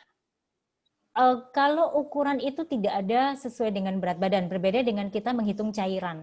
Karena sufor ini kan kandungannya 1 cc 0,67 kalori, 0,67. Jadi kita pun harus batasi. Misalkan seperti ini, pada saat anak masih mengenal MPASI jumlahnya 2 sampai 3 sendok makan, tentu saja susu formulanya masih agak banyak nih. Contohnya nih, dia masih minum antara 150 sampai 200. Beragam, kadang-kadang 150, kadang 170, kadang 200. Pada saat usianya nambah, makannya kan tambah banyak, selingannya juga tambah banyak. Sufornya harus dikurangi. Jadi akhirnya sufornya maksimal di 150. Dan sedemikian seterusnya, sampai nanti anaknya tambah gede, sudah makan keluarga, selingannya udah mulai jangan sufor lagi, selingannya udah mulai berbagai macam, misalkan buah, puding gitu ya, dan segala macam ya, mungkin makanan-makanan kecil. Jadi minum susunya hanya malam hari saja pada saat tidur. Bahkan pada saat anak usia 1 tahun ke atas sudah tidak terlalu butuh sufor dok, karena yang utama adalah makanan keluarga. Begitu dok. Dokter tadi kalau untuk susu formula yang pada saat selingan diberikan, nah itu boleh diberikan tambahan selingan lain dok, misalnya puding misal. Oh sangat boleh dok, sangat boleh. Bahkan kalau saran, utamakan yang puding dulu misalkan, atau biskuit susu dulu, kan ada susunya tuh sedikit. Jadi kalau dia masih lapar, pengen susu sambil tidur, silahkan. Tapi kalau dia sudah cukup kenyang, nggak butuh sufor lagi, dia nggak harus kita kasih sufor. Begitu. Baik dokter, terima kasih banyak dokter. Sama-sama. Ya, terima kasih kepada Dokter Resti sudah menanyakan pertanyaan. Tadi juga banyak pertanyaan mengenai support dok di box Q&A dari Ibu Bidan Ade Juwaria juga tadi sudah dijawab ya oleh Dr. Nurul. Oke, kita akan lanjut kepada Dr. Toto. Silakan dok jika ingin bertanya langsung kepada Dr. Nurul untuk unmute mic-nya. Kepada Ibu Sofi Amalia juga silahkan untuk unmute mic-nya. Sudah dibuka line-nya untuk bertanya langsung. Oke, jika tidak ada, kita lanjut ya dok ke pertanyaan yang sudah ada di box Q&A. Kita tampilkan dok. Oke, pertama dari banyak banget nih dok pertanyaannya ya. Dari Ibu Bidan ada 6 pertanyaan yang sama. Itu ini diajukan oleh Ibu Bidan Raden Nurkusmawati. Maaf dok, kalau refleks ekstrusi itu apa ya dok? Jadi ini sudah ada 6 pertanyaan yang sama dok di line. Ya, baik. Refleks ekstrusi itu adalah pada saat diberikan makanan dalam mulut. Jadi ekstrusi itu artinya keluar. Jadi kalau misalkan cara ngetesnya begini Ibu Bidan. Jadi anak kira-kira sudah siap makan atau belum, kita bisa kasih misalkan bubur sumsum atau biskuit bayi. Kalau biskuit bayi itu kan karena apa? Kalau kena air ludah, air liur, itu kan dia langsung homogen gitu ya, nggak membuat tersedak. Tapi kalau ternyata sama dia nggak dimasukkan, pas kita sendokin tuh nggak dimasukkan, tapi malah dilepeh, nah itu artinya masih ada refleks ekstrusi. Dia akan ngeluarin makanan sesuatu kalau itu bukan ASI. Gitu.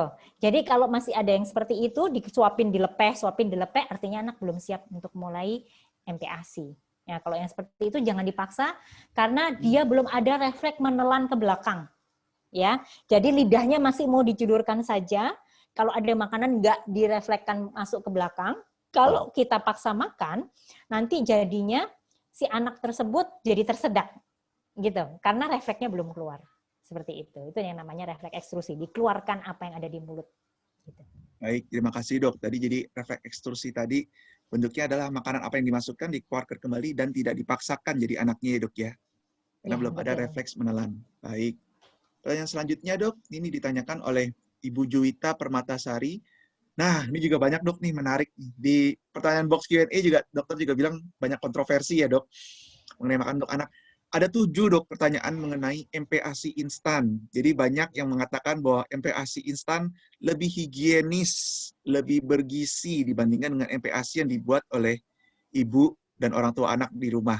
Mohon arahannya dok, apakah memang lebih higienis, lebih bersih, lebih bergizi, atau lebih baik untuk anak dok? Ya, baik. Saya bukan termasuk golongan apapun ya, Dokter Andi. Saya cuma menengahi. Jadi yang dimaksud higienis dan aman tadi penyiapannya, ya. Mau dia instan, mau homemade, yang penting yang menyiapkan harus higienis. Jadi peralatan makannya disteril. Pada saat menyiapkan makan harus cuci tangan, gitu ya. Kemudian kalau sekarang karena musim seperti ini ya, Dokter Andi mungkin harus pakai masker, gitu ya. Nah, jadi yang itu harus dipegang dulu prinsipnya. Jadi prinsip penyiapan makanannya pun harus higienis. Kemudian mengenai isinya. Kalau saya boleh saran, baik MPASI instan maupun yang homemade itu sama baiknya. Dan kita bisa belikan secara bergantian. Misalkan, pada saat pagi hari, karena belum selesai menyiapkan, misalkan, anak butuh makan, sudah siang ya, misalkan udah jam 7, belum siap makannya, kita kasih instan dulu, tidak ada masalah. Yang penting penyiapannya baik. Kemudian siang, karena sudah sempat masak segala macam, jadi dikasih yang homemade, yang sore juga homemade. Dan demikian halnya bisa selang-seling. Nah, kalau dari segi jumlah itu sama, tapi dari segi isi sekarang. Kadang-kadang beberapa orang tua menyiapkan MPASI yang sudah berbentuk tepung dibuat sendiri, ya, di mana tepung-tepung serealia tersebut memang betul ada energinya, tapi kandungan proteinnya kurang, dok. Ya, jadi seharusnya pada saat mencairkan si tepung tadi, campurlah dengan ASI supaya anak mendapatkan sumber protein dari ASI. Jadi kalau kita jumlahkan jumlah nutriennya, dia dapat energinya baik dari tepung serealia, misalkan tepung beras gitu ya, dan dari ASI, sedangkan sumber proteinnya dia dapatkan dari ASI. Demikian juga dengan lemaknya dapatnya dari ASI. Karena terus terang, tepung beras yang baik dibikin sendiri maupun tepung beras yang sudah jadi, itu kandungan proteinnya sangat kecil sekali. Kalau kita tadi lihat kebutuhan anak kan untuk protein jumlahnya lebih besar. Apalagi kandungan zat besinya, itu kecil. Oleh karena itu perlu ditambahkan selingan lain yang juga mengandung sudah difortifikasi zat besi, misalkan biskuit bayi. Nah, bagaimana dengan MPASI instan? MPASI instan itu sudah difortifikasi segala macam jenis makanan. Ada zinknya, ada zat besinya, ada kalsiumnya, ada vitamin D, dan berbagai macam rupa, dan proteinnya sudah jelas dituliskan di situ. Oleh karena itu, saya sarankan divariasikan, tidak masalah, supaya anak dapat beraneka ragam nutrisi, baik yang dari homemade maupun yang dari instan. Hanya yang paling penting, mau instan, mau homemade, harus disiapkan dengan cara yang higienis. Gitu. Mudah-mudahan bisa menjawab Ibu siapa namanya? Ibu siapa tadi? Maaf. Ya dok, Ibu Ibu Juwita Juwita Permatasari. Ya. Terima kasih dok, jadi sudah diberikan arahan yang sangat jelas. Yang terpenting adalah higienisnya ya dok ya, syarat penyiapan. Terus saya juga ada tips dan trik dari dokter jika menggunakan MPASI dalam bentuk sediaan bubuk dicampurkan dengan ASI ya dok untuk susunya. Oke. Ini pertanyaan selanjutnya dok dari Ibu Bunsana ya. Ini juga sama dok, ada yang pendapat yang saling bertentangan dengan MPASI awal. Ada yang memakai menu seimbang, ada yang memakai menu tunggal. Kemudian pemakaian garam dan gula tadi sudah dijelaskan oleh dokter boleh. Terus MPASI instan juga dijelaskan oleh dokter juga baik dari segi higienitas. Pertanyaannya dok dari Ibu Bunsana, bagaimana dengan pengenalan MPASI awal? Apakah kita mulai dengan menu seimbang lengkap atau satu persatu dengan menu tunggal dok? Ya, baik. Pada saat awal usia 6 bulan, kita bisa cobakan satu persatu dulu karena kita masih belajar nih. Terutama kalau orang tuanya dua-duanya punya riwayat alergi. Dan kita masih belum punya gambaran anak tersebut kira-kira ada alergi atau tidak, kalaupun ada alerginya apa. Jadi pada saat mengenal bubur susu, pertama kali pada saat usia 6 bulan, kita bisa berikan baik yang instan maupun yang homemade. Kita tambahkan, pertama kan kita tambahkan ASI. Kemudian setelah anak sudah bisa, kita cobakan misalkan yang paling mudah hipoalergenik adalah daging giling. Karena daging merah itu hipoalergenik dibandingkan daging putih seperti ikan maupun ayam. Jadi kita coba dulu daging giling. Jadi misalkan pagi bubur susu pakai ASI. Terus siang daging giling atau pagi daging giling sama bubur susu, dikasih bubur susu, kemudian siangnya bubur susu dengan ASI. Terus kita lihat seharian, oh aman gitu. Nah, nanti baru kemudian berapa hari kemudian coba daging ayam. Begitu. Nanti kalau sudah punya gambarannya, oh ini aman, baru kita kombinasi. Tapi kalau orang tuanya nggak ada riwayat alergi, kemungkinan kecil kan anaknya bisa alergi, tapi kemungkinannya kecil. Itu bisa kita coba menu seimbang dengan cara yang lebih cepat, gitu. Jadi setiap anak variasi nih nyobanya. Jadi kalau saya boleh simpulkan, kalau ada riwayat alergi orang tuanya, coba satu-satu dulu, mulai yang hipoalergenik, yaitu tepung serealia dan daging merah. Dan paling aman pakai ASI, karena anak hampir nggak ada yang alergi sama ASI, ya. Kemudian kalau udah aman, oh ini nggak apa-apa, ayam nggak apa-apa, daging nggak apa-apa, baru kita kombinasikan, begitu. Tapi kalau anaknya nggak ada riwayat alergi, begitu nyoba satu-satu itu ternyata aman, ya sudah minggu kedua langsung aja beraneka ragam, begitu. Jangan terlalu lama supaya tidak kekurangan nutrisi. Terima kasih dok. Jadi atas arahannya, jadi memang kalau baru awal dilihat dulu riwayat alergi dari orang tua. Jika ada riwayat alergi, mulai dengan pemberian menu tunggal satu persatu. Yang paling aman adalah dari daging giling, daging merah ya dok, ketimbang daging putih seperti ikan ataupun ayam, karena lebih bersifat hipoalergenik. Baik. Pertanyaan selanjutnya dokter, dari Ibu Enah Herlina. Ini juga ada 4 pertanyaan dok dari box Q&A. Kapan sih kita perlu cek hemoglobin untuk anak dan berapa kadar hemoglobin untuk anak yang normal dokter? Ya, baik. Saran saya, cek HB itu dimulai pada saat usia 6 bulan. Jadi pada saat dia sudah mulai mengenal MPASI, kita cek HB pada saat 6 bulan. Terutama kalau anaknya prematur. Karena anak prematur itu umumnya mengalami anemia. ya, meskipun ASI itu juga ada zat besinya dan sudah disesuaikan dengan anak prematur, tetapi pada saat anak tersebut dilahirkan, kematangan ginjal dalam membentuk hormon pembentuk HB itu juga kecil. Demikian juga pematangan livernya. Jadi anak-anak prematur itu lebih mudah mengalami anemia. Lahir prematur, cek HB usia 6 bulan. Tapi kalau anaknya cukup bulan, nggak usah lah 6 bulan. Misalkan usia 8 bulan atau 1 tahun. Tapi lebih baik di 6 bulan. Mengapa demikian? Supaya kita tahu baseline-nya. Oh, anak ini HB-nya sekian. Jadi kalau dia HB-nya memang rendah, kita tidak bisa penuhi dari nutrisi sehari-hari saja, apalagi hanya dari ASI. Bila perlu, bila sangat rendah, ditambah suplementasi zat besi. Gitu ya. Nah, kemudian kita bisa ulang kembali pemeriksaan HB tersebut setiap 4 bulan, paling cepat karena umurnya sel darah merah kan 120 hari. Jadi 4 bulan kita cek lagi. Selambat-lambatnya 6 bulan. Demikian ya. Nah, berapa HB yang normal untuk anak?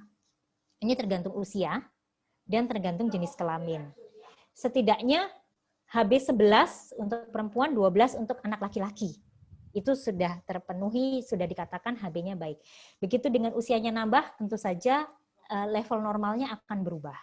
Nanti cek lagi 4 bulan berikutnya. Kalau ternyata HB-nya masih rendah, bila perlu, berilah suplementasi, jangan takut. Dan tidak ada keracunan dengan suplementasi untuk anak-anak yang memang anemia. Ya. Terima kasih, Dok. Jadi kapan kita perlu untuk cek HB, disarankan paling tidak di usia 6 bulan ya, Dok ya, untuk mengecek HB dari anak, dan jika memang dirasakan kurang, perlu suplementasi untuk zat besi untuk anak dapat diberikan kepada mereka. Baik. Pertanyaan selanjutnya, Dokter, dari Ibu Yayah Yuningsi. Apakah boleh, Dok, diberikan SASA untuk penyedap? Ini juga ada 2 pertanyaan di box Q&A, Dok. Monosodium glutamat untuk bayi, karena tadi disebutkan mengenai pemberian minyak, garam, dan gula pada anak. Apakah boleh diberikan MSG untuk penyedap anak? Ya, tadi yang saya kenalkan adalah natrium dalam bentuk garam ya, garam meja, yaitu 200 mg dan setengah sendok teh tadi. Tentu saja kalau kita pakai sumbernya dari monosodium glutamat, tentu jumlahnya jadi sedikit berbeda, tapi saya belum baca lagi untuk konversinya, karena untuk kandungan natrium yang ada di monosodium glutamat tersebut berbeda dengan garam dapur NaCl. Jadi tentu jumlahnya jauh lebih sedikit konversinya antara NaCl dengan natrium yang ada di monosodium glutamat. Saran saya sih sebaiknya jangan diberikan monosodium glutamat, karena gini, kita kan mengenal ada rasa manis, asin, pahit ya, dan ada rasa keempat yaitu umami. Umami itu rasa yang melengkapi manis, asin, dan pahit tadi. Nah, kalau anak sudah mengenal dari monosodium glutamat rasa umami tadi, anak ambang rasanya akan berubah. Jadi dia butuh rasa yang lebih gurih supaya dia mau makan. Jadi kalau anaknya nggak mau makan, bukan terus serta-merta kita berikan monosodium glutamat untuk tambahan penyedapnya atau bumbunya. Tapi berikanlah bumbu yang rasanya enak, homemade, supaya anak tersebut pada saat nanti dia sudah beranjak lebih besar, dia akan mengenal bumbu rumah. Jadi rasa-rasa yang light, tidak terlalu gurih gitu. Jadi ini perlu dicermati, bukan karena MSG itu bahayanya sakit ini dan itu, bukan, tapi supaya ambang rasa anak tersebut dilatih dari kecil tidak terlalu mengenal rasa umami tadi. Karena kalau sudah kena rasa umami, nggak mau makan yang lain-lain.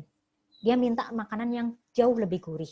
Nanti juga gitu, snacknya juga minta yang gurih. Akhirnya dia takutnya nanti nggak mau makan makanan yang homemade, yang jauh lebih beraneka ragam nutrisinya. Begitu. Baik, Dok. Nah, terkait dengan bumbu masak tadi, Dok, ada pertanyaan selanjutnya, Dokter, dari Dr. Pita Purbasari. Untuk anak usia 9-12 bulan, apakah boleh memakai garam dan ditambahkan bumbu lain seperti bawang merah, bawang putih, atau bumbu dapur yang lain mungkin ya, Dok, seperti kemiri, ketumbar, gitu, Dok? Boleh, sangat boleh. Kadang-kadang saya sarankan kepada orang tua, masaklah seperti sebagaimana kita masak di rumah. Jadi ada bawang merah, bawang putih, ada garam. Hanya bedanya, jangan dikasih bumbu yang merangsang seperti lada. Mau lada putih, lada hitam itu jangan. Dan juga tentu saja yang asam seperti cuka ya, atau yang sedikit pedas misalkan cabai meskipun itu cabai merah gitu. Hanya bedanya itu saja, tidak lada, tidak cuka, tidak cabai. Kalau mau ditambah tomat sedikit supaya ada rasa asam yang lebih netral ya, rasanya lebih ringan rasa asamnya, boleh, silahkan. Jadi semakin banyak rasa, anak nanti akan mengenal, oh ini rasa asam, oh ini rasa asin, oh ini rasa manis, seperti itu. Jadi supaya anak kaya rasa. Jadi nanti pada saat dia sudah mulai mengenal makanan keluarga, dia tidak asing lagi dengan rasa tersebut dan dia menganggap ini adalah bagian dari makanan dia sehari-hari, bukan suatu makanan yang asing. Begitu. Baik, Dok. Terima kasih. Pertanyaan selanjutnya, Dokter, dari Ibu Ika Zulisa. Bagaimana menghadapi anak yang picky eater, hanya memilih makanan-makanan tertentu atau tekstur tertentu yang diinginkan untuk dimakan, Dok? Ya, baik. Ini paling sering ditanyakan yang picky eater. Jadi picky eater itu pertama kita harus bedakan dulu. Dia hanya mau satu makanan saja, nggak mau makanan yang lain, atau dia mau makan segala macam, tapi kadang-kadang dia mudi, cuma mau sedikit. Misalkan dia suka ayam, hari ini dia makan ayamnya banyak, besoknya makannya sedikit, bosan. Anak yang gampang bosan juga bisa. Atau jenis yang lain, misalkan betul-betul nggak mau makanan segala macam, semua dilepeh dan segala macam. Kita harus lihat dulu penyebabnya apa. Kalau anak cuma mau itu saja, jadi gini, anak-anak itu kadang-kadang dia berbuat seperti itu karena dia mencari perhatian, juga bisa cari perhatian ke ibunya atau ke neneknya, jangan maunya itu aja. Kemudian bisa juga karena jadwal makannya berubah-ubah, gitu ya. Nah, ada juga anak yang dicoba makanan baru, tapi dia menolak, sehingga kita harus mencoba berkali-kali. Nah, ini juga kadang-kadang disebut sebagai picky eater. Jadi bagaimana cara mengatasi hal yang demikian? Kalau dia maunya itu saja, itu pun juga jangan hanya dituruti itu saja. Misalkan dia cuma maunya ayam, terus kita kasihnya ayam terus. Jangan.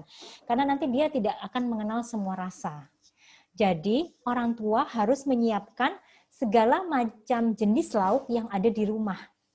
Misalkan anaknya lagi mau makan ayam nih hari ini, gitu ya, pagi ini makannya ayam. Siapkan lauk yang berbeda pada saat siang hari. Misalkan siang hari disiapinnya contohnya daging ya, perkedel daging atau makanan yang ada dagingnya. Kalau mau makannya sedikit hanya atau dilepeh dan segala macam, ya sudah, biarkan, jangan dipaksa. Jangan berantem juga. Nanti selingannya kita tambahkan sedikit banyak, kemudian masuk ke jadwal makan berikutnya. Nah, jadwal makan berikutnya baru coba ayam lagi misalkan, seperti itu. Jadi meskipun sedang mau cuma satu jenis saja, jangan terlalu diikuti satu jenis itu saja. Nanti kandungan makanannya jadinya nggak beraneka ragam yang dia kenal. Takutnya itu bertahan berbulan-bulan, nanti makanan yang lain dia nggak dapat manfaatnya. Gitu. Jadi cobain terus yang lainnya. Gitu. Kalau dia tolak, ya sudah, nggak habis, jangan dipaksa. Nanti yang berikutnya kita coba makanan yang pertama lagi. Seperti itu, makanya dikatakan responsive feeding. Ibunya harus sabar, begitu. Nanti jangan khawatir, pada saat nambah bulan, usianya nambah, pikinya juga akan berkurang. Nanti jangan heran, seorang ibu nanti dulu dia makannya susah, sekarang badannya gede. Gitu. Jangan khawatir, karena itu nggak akan bertahan lama dan ibu tidak sendirian. Banyak sekali anak-anak yang seperti itu. Gitu, Dokter Andi. Ya, terima kasih, Dok, untuk penjelasannya yang sangat baik. Kita sekarang sudah ada hampir 150 pertanyaan, Dok. Saya masih mengelompokkan pertanyaan-pertanyaan banyak yang banyak ditanyakan. Kita lanjut ke pertanyaan selanjutnya, Dokter. Ini adalah dari Dr. Maya Trianingrum. Nah, ini banyak nih, Dok, pertanyaan. Jadi, kalau sejenis keju untuk MPASI, oil, lemak, perlu nggak sih, Dok, untuk ditambahkan untuk MPASI? Jadi, pertanyaannya adalah, kan dokter menginformasikan menambahkan gula, lemak, dan garam. Nah, bentuk lemak ini apakah boleh dalam bentuk, banyak yang nanya ya, Dok, keju, mentega, margarin, santan, apakah boleh ditambahkan, Dok? Mohon arahannya. Jadi yang dinamakan sumber lemak itu bermacam-macam ya. Ada keju, ada minyak, kemudian ada margarin dan juga mentega dan santan. Nah, jadi kita bisa tambahkan nggak cuma minyak, kita bisa gantikan dengan yang lain. Contoh, kita menumis yang biasanya pakai minyak, kita tumis pakai margarin. Itu boleh saja.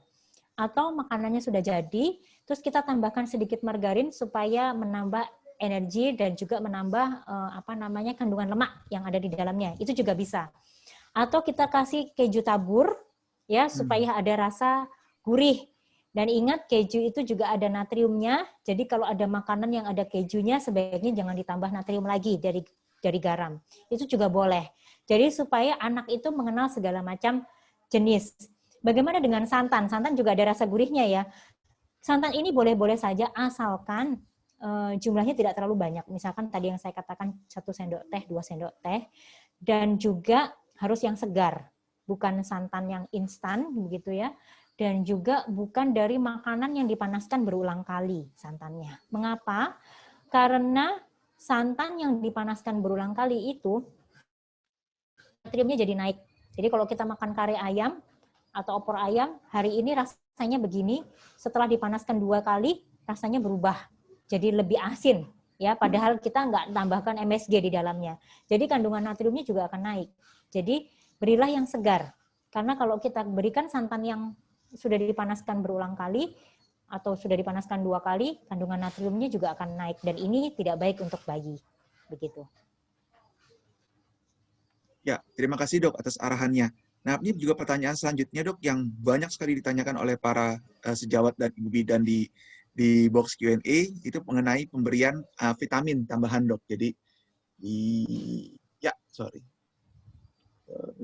bentar dok.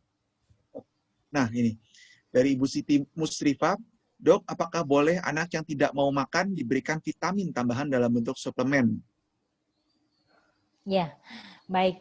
Jadi kalau anaknya sulit untuk makan dan kita khawatir kandungan nutrisinya itu kurang, karena kan kebutuhannya meningkat ya, nggak bisa hanya dari ASI saja, kita bisa tambahkan suplemen, hanya memang suplemennya sifatnya multivitamin. Yang perlu dicermati oleh ibu-ibu sekalian, rekan-rekan sejawat dan ibu bidan adalah suplemen yang mengandung zat besi. Ya, karena untuk mencari sumber makanan yang kaya zat besi, itu pertama tidak semua makanan mengandung kaya zat besi dan belum tentu anaknya mau makan, gitu ya. Nah, jadi jangan lupa boleh ditambahkan suplementasi dan utamakan yang suplementasinya mengandung zat besi. Bahkan saya pernah memberikan anak, dia susah sekali makan, saya sudah atur segala macam, dia masih tetap susah makan dan orang tuanya khawatir ya dia mengalami defisiensi, karena kita nggak mungkin cek defisiensi satu persatu karena harganya mahal dan nggak semua lab itu bisa cek. Misalkan kita kecuali zat besi, kita bisa cek anemia atau tidak. Tapi kalau untuk defisiensi yang lain, tidak semua lab bisa cek. Jadi akhirnya mau nggak mau dikasih suplementasi dan bila perlu double. Yang satu suplementasinya mengandung vitamin ini itu segala macam ya, A, B, C, D sampai Z. Yang satunya khusus ada zat besinya. Karena nggak semua suplementasi itu ada zat besinya. Begitu dok. Nah dok, ini pertanyaan juga tarik dengan yang ini dok, dengan suplemen. Jadi dokter tadi sudah memberikan arahan untuk pemberian suplemen zat besi.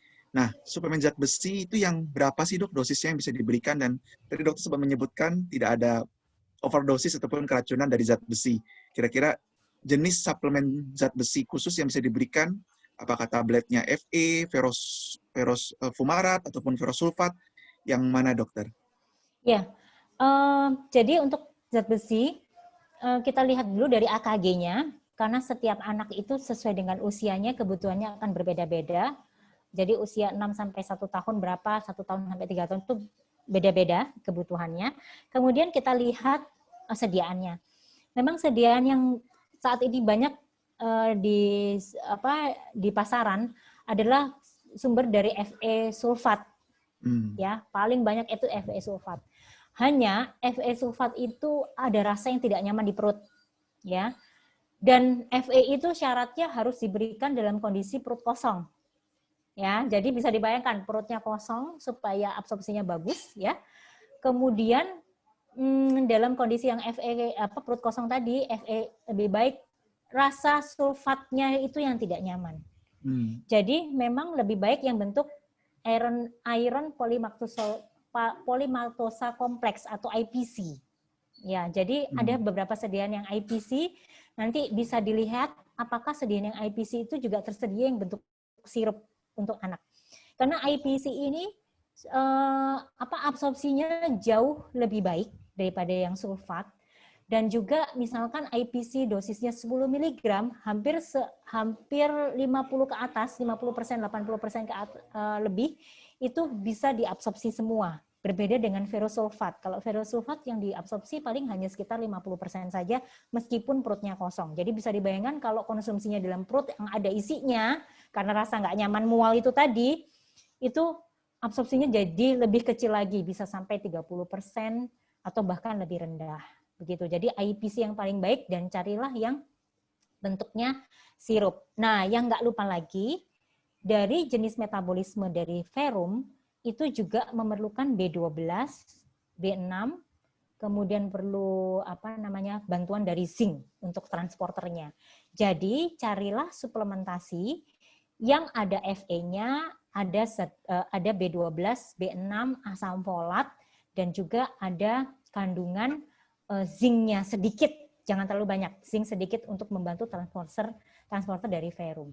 Begitu. Jadi makanya harus suplementasinya sifatnya multivitamin mineral. Baik dok, terima kasih dok. Nah ini ada pertanyaan lagi dari dokter atau ibu bidan Neolul Hikmi. Bagaimana pendapat dokter pemberian kaldu jamur pada MPASI? Itu yang pertama dok. Yang kedua, bagaimana solusi anak-anak di usia 12 bulan yang harusnya sudah makanan keluarga dan padat, tapi masih memilih makanan lunak. Jika diberikan yang padat, hanya mau makan sedikit dokter. Iya. Baik, terima kasih. Saya belum punya banyak pengalaman mengenai kaldu jamur, tapi sebaiknya memang membuat kaldu itu lebih baik kaldunya kaldu alami ya. Jadi kita buat kaldu sendiri dan dari bahan yang segar. Umumnya sih kaldu yang lebih enak rasanya itu adalah kaldu daging dan kaldu ayam ya. Kaldu daging mungkin lebih enak karena rasanya lebih gurih. Jadi anak mendapatkan rasa gurih alami dari rasa daging tersebut. Dan kaldu ayam juga ada rasa gurihnya tapi tidak seperti kaldu daging. Kalau kaldu jamur saya tidak tahu nih instan atau bukan, karena kadang-kadang ada beberapa jamur ya, tidak semua jamur itu baik untuk kesehatan, ada beberapa jamur yang justru tidak baik untuk kesehatan, dan ini kurang cocok untuk kondisi anak yang lambungnya masih baru belajar makan. Demikian. Kemudian makanan keluarga yang seharusnya usia 12 bulan sudah mulai makan biasa, makannya lunak. Nah ini feeding practice-nya ini yang mungkin ada sedikit ketidakcocokan pada saat belajar mulai dari 6 bulan ke 9 bulan, 9 bulan ke 12 bulan. Jadi orang tuanya bisa jadi tidak terlalu pede untuk meningkatkan konsistensi. Atau karena naik konsistensi makannya jadi sedikit dan sulit, akibatnya anaknya makannya jadi sedikit. Akhirnya balik lagi ke makanan lunak. Sehingga pada saat 12 bulan anak-anak yang lain sudah makan biasa, dia makannya masih lunak. Ini harus dilihat. Pertama, gigi-giginya lengkap atau tidak. Kalau fungsi pencernaan, menelannya sudah pasti akan baik. Karena dia bisa makan bubur kan. Jadi otomatis kalau makan yang padat mungkin lebih baik. Kemudian ada kleh palatum nggak? Misalkan ada sumbing atau palatumnya ada yang tidak betul dari segi anatomisnya ada yang kurang tepat. Kalau ternyata anatomis baik, gigi-gigi baik. Kemudian minum susu baik ya. Kalau anak ada gangguan menelan, minum susu aja dia batuk-batuk. Tapi kalau dia minum susu bagus, bisa. Karena bayi kan bisa minum susu ya, nggak ada masalah. Jadi makan bubur pasti bisa, makan padat pasti bisa. Gitu. Jadi pasti fungsi menelannya nggak ada masalah. Lihat gigi-giginya, palatumnya ya, ada masalah atau tidak. Kalau semuanya itu secara anatomis tidak ada masalah, mestinya bisa makan padat. Hanya sekarang orang tuanya yang harus membiasakan anak untuk meningkatkan konsistensi perlahan-lahan. Misalkan contohnya, cuman mau makan bubur susu aja misalkan. Harus mulai dicobakan nasi tim, tapi kalau disaring kan rasanya nggak enak karena dia sudah usia 12 bulan, sudah mengenal rasa kan. Jadi nasi timnya dibuat agak lembek, kemudian dikasih kuah sayur, Terus terpaksa lauknya dibuat cincang. Ya, jadi kalau daging ayam atau daging sapinya sudah disuir-suir, dicincang lagi, chopping, ya. Terus dicampur ke kuahnya tersebut, terus dimakannya jadinya sedikit lembek, gitu. Tapi yang jelas bukan bubur susu lagi dan juga bukan tim saring. Nah, nanti kalau dia sudah bisa makan yang seperti itu dan sudah dibiasakan, mulai beralih ke makan nasi tim tanpa kuahnya jangan terlalu banyak. Terus dagingnya yang tadinya dicincang, jadinya disuir-suir seperti itu. Nah, anak itu biasanya kesulitannya pada saat makan daging, karena nggak suka dengan seratnya yang padat, terus dilepeh. Jadi bisa coba ikan, misalkan. Karena ikan kan rasanya lunak gitu ya, gurih, dagingnya lebih lembek, ikan dori, misalkan cobanya seperti itu. Ikan dori itu lembut sekali. Atau kalau dori sulit dicari, bisa ikan lele misalkan. Atau ikan kembung, kita ambil dagingnya saja. Jadi makan file ayam, file ikan, begitu kan itu lembut. Dicobakan perlahan-lahan. Dan orang tua pun harus konsisten dengan mencoba ini. Nggak boleh terlalu mengikuti kemauan anak. Nanti susah sendiri. Pada saat nanti sudah mulai sekolah PAUD, yang lainnya udah makan biasa, dia masih makan yang lembek. Terus nanti anaknya jadi malu. Terus jadi rendah diri jadinya. Ya, jadi seperti itu. Cobalah bertahap. Nasi tim dikasih kuah, terus lauknya itu digiling, nanti digiling bisa dicincang udah pinter, cari yang file-file. Gitu. Ya, terima kasih Dok. Jawabannya sangat-sangat lengkap dan komprehensif untuk memberikan informasi kepada kita pada pagi hari ini. Ada pertanyaan lagi Dok sebelumnya. Jadi yang dari Dr. Ephraim Paistazolozi. Selamat pagi Dok, thanks for sharing. Izin bertanya bagaimana pemberian MPASI dengan anak yang mengalami penyakit kronik, penyakit kongenital, di mana mereka membutuhkan intake energi lebih banyak Dok. Nah, jadi terkait dengan tadi Dok, yang ada cleft palate mungkin ke kelainan kongenital. Nah, ini untuk anak-anak yang ada penyakit kronik dan penyakit kongenital yang butuh intake energi lebih banyak. Apakah ada penyesuaian untuk pemberian frekuensi ataupun jenis dari MPASI-nya, dokter? Ya, baik. Kalau untuk anak dengan penyakit kronis, apalagi memiliki penyakit kongenital, asalkan tidak ada penyakit yang terkait dengan kongenital akibat gangguan metabolisme, artinya metabolisme lemak, protein, karbohidratnya baik-baik saja, jadi nggak fenilketonuria, nggak ada gangguan absorpsi fruktosa, dan lain sebagainya, hanya secara anatomisnya saja yang mengalami kongenital. Saya kadang-kadang sarankan untuk memberikan nasogastrik tube kalau bisa dipasang NGT. Kalau ternyata itu pun pilih yang kecil, yang diameternya paling kecil, itu biasanya 8 frank. Atau kalau anaknya sudah sedikit lebih besar, pakai ukuran 10 frank sampai 12 frank. Tergantung usia anak, tergantung ukuran hidungnya juga. Atau kalau lewat NGT nggak bisa, terpaksa pakai OGT. Atau OGT agak sulit, terpaksa dipipet. Ya.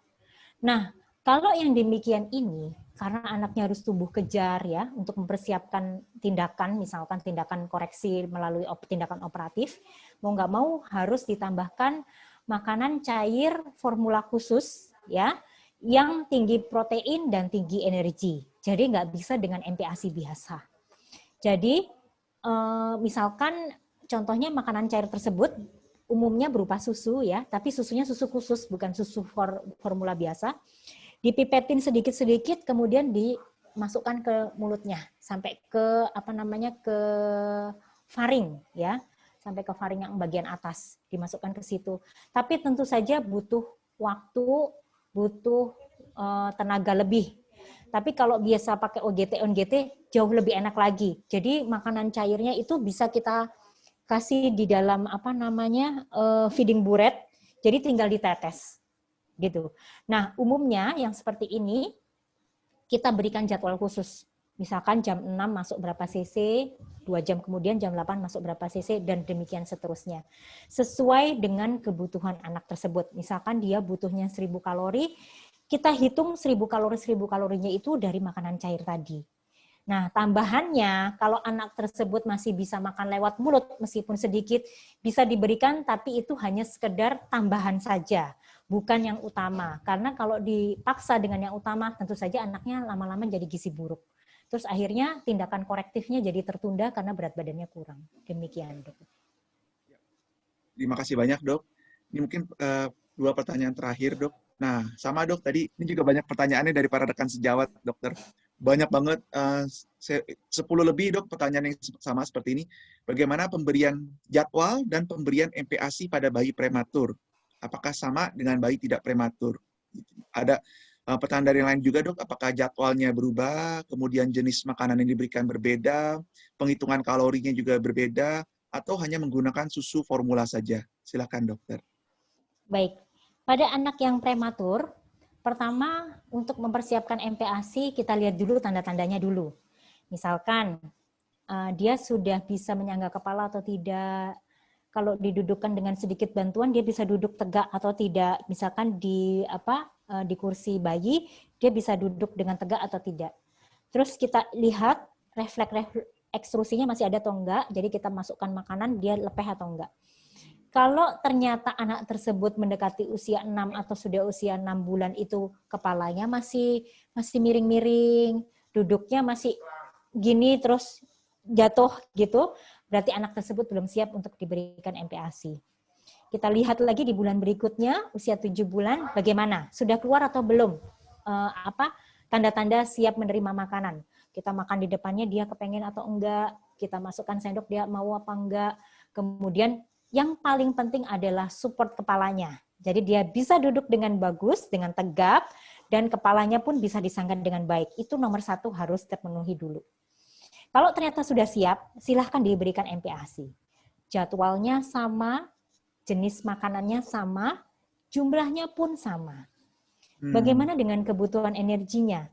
Kebutuhan energinya pun hampir sama, sekitar 200 sampai dengan 550 sesuai dengan usianya. Memang ada beberapa anak prematur yang terlalu muda, sehingga usia kronologisnya itu tidak sesuai. Misalkan usia kronologisnya itu sebetulnya dia sekarang udah usia 6 bulan, tapi karena dia prematurnya agak cepat ya, 2 bulan, jadi dia seperti anak usia 5 bulan, 4 bulan. Ada yang seperti itu. Cara menghitung kebutuhannya kita lihat berdasarkan berat badannya. Ya, kemudian diplot dengan usia kronologis saat ini. Tapi setidaknya memenuhi yang tadi 2-3 sendok makan dicoba tambahan. Kalau dia sudah bisa setengah mangkok, mungkin usianya sedikit berbeda. Kalau tadi usia 6-9 bulan itu 2-3 sendok makan, mungkin dia sampai usia 10 bulan masih 2-3 sendok makan, tergantung usia kronologis dan usia prematur si anak. Tapi mengenai jadwalnya, kemudian jenis makanannya semua sama. Nomor 1 dilihat dulu ya, Dok, jangan lupa dia sudah siap belum untuk mulai MPASI. Itu nomor 1 yang penting. Ya. Terima kasih, Dok. Ini pertanyaan terakhir dari Dr. Jaya Sutandar, Dokter. Sebentar, Dok. Nah, ini tadi pertanyaan terakhir. Mohon izin bertanya, Dok, apabila seorang ibu diketahui bahwa mengalami alergi protein, kenapa tidak keluar ya? Mengalami alergi protein, apakah anak bayinya yang diberikan MPASI boleh diberikan protein, Dok? Karena ini juga pertanyaan banyak dari yang lain, Dok. Bagaimana sih caranya untuk pemberian MPASI pada anak yang mengalami alergi? Ada pandangan yang mengatakan bahwa hindari alergi sama sekali. Atau ada juga yang bilang untuk sensitisasi, memberikan pajanan alergi sedikit demi sedikit. Dan ada juga yang menanyakan di usia berapa, Dokter? Baiki dulu teksnya, Dok.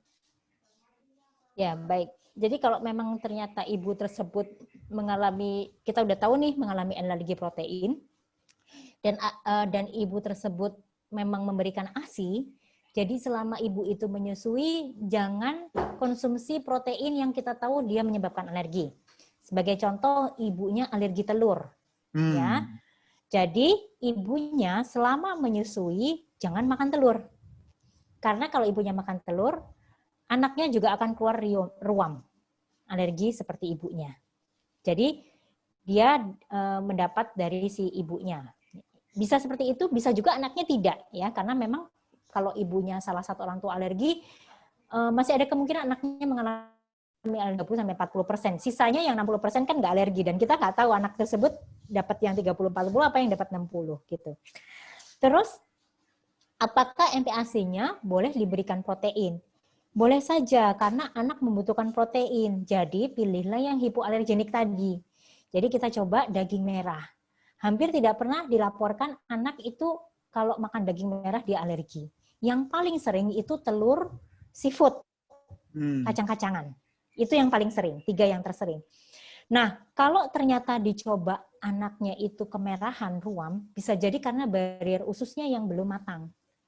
Nah, pada saat usia 1 tahun, di saat barrier ususnya sudah mulai bagus, tight junction-nya sudah bagus di usus, kita cobakan makanan yang kita tadi duga dia alergi. Timbul ruam enggak, ada nafas grok-grok enggak, kupingnya kemerahan atau dia ingusan misalkan. Kalau enggak ada, aman, ya udah berarti kemungkinan besar anak tersebut tidak alergi meskipun ibunya ada alergi terhadap telur, misalkan seperti itu. Nah, apakah boleh diberikan pajanan alergi sedikit? Ini tergantung ya, jadi anaknya itu beda-beda. Memang gold standard harus diuji sensitasi, uji prick test. Tapi tentu uji prick test ini berbahaya dan bagi anak juga menyakitkan, disuntikkan satu persatu. Bahkan satu persatu dulu makanannya, kalau memang dia terbukti alergi. Sebagai contoh, misalkan dia alergi terhadap ayam. Jadi kita cobanya pertama ayam, oh dia keluar ruam. Berarti dia nggak bisa ayam. Kita stop. Kita ganti protein yang lain. Contohnya kita cobakan tempe. Bagaimana dengan kedelai? Umumnya kalau kedelai dia masih bisa menerima. Kalau kacang-kacangannya itu kacang kedelai. Tapi kalau kacang tanah, dia tidak bisa menerima. Jadi setiap anak itu beda-beda. Jadi cobalah satu persatu karena anak itu sangat individualistik dan sangat personal. Jadi kalau kita coba, oh nggak bisa, ya udah stop. Kita ganti sumber protein yang lain. Yang paling sulit kalau dia alergi segala macam, ya dok ya. Sampai asim ibunya saja dia pun nggak mampu, nggak bisa. Padahal ibunya nggak ada alergi misalkan.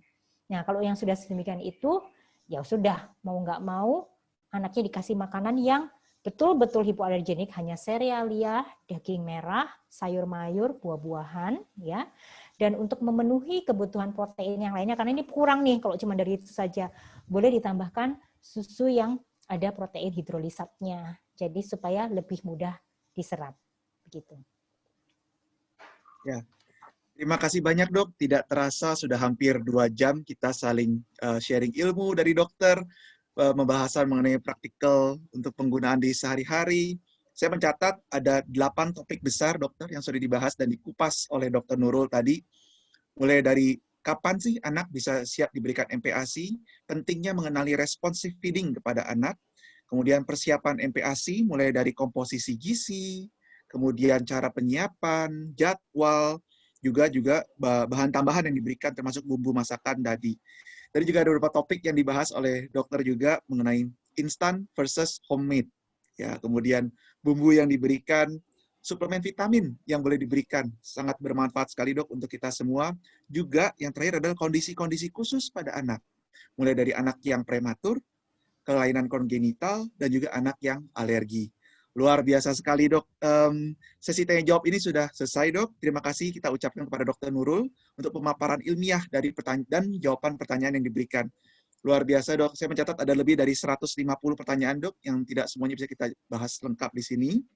Tapi kita sudah belajar banyak dari dokter dan tentunya ini sangat bermanfaat untuk kami semua, rekan dokter dan ibu bidan dalam praktek sehari-hari sehingga memberikan pelayanan lebih baik untuk anak sehingga anak dapat tumbuh kembang optimal. Oke, demikian sesi ilmiah kita sudah selesai. Mari kita ucapkan selamat berjumpa kembali kepada Dr. Nurul. Sampai bertemu dok di sesi ilmiah selanjutnya. Stay safe Dr. Nurul. Terima kasih semuanya. Terima kasih Bu Bidan atas antusiasismenya dan juga dokter-dokter sekalian. Terima kasih juga Dr. Andi sudah memandu di 2 jam ini. Terima kasih. Assalamualaikum warahmatullahi wabarakatuh. Waalaikumsalam warahmatullahi wabarakatuh. Terima kasih Dr. Nurul. Oke, silakan Dr. Nurul dapat meninggalkan sesi ilmiah ini dok. Kami akan mulai untuk sesi untuk product knowledge dan survei. Oke. Baik, saya izin pamit ya. Terima kasih dokter. Baik. Kita akan masuk ke dalam sesi penutupan dan juga kami persilakan kepada para rekan Ibu Bidan untuk mengisi post-event survey dan menuliskan nama sesuai dengan nama Anda yang diharapkan tertera pada sertifikat. Ini khusus untuk yang di aplikasi iNutri, Ibu Bidan. Oke, kita akan saksikan persembahan dari Nutrisia Sari Husada berikut ini.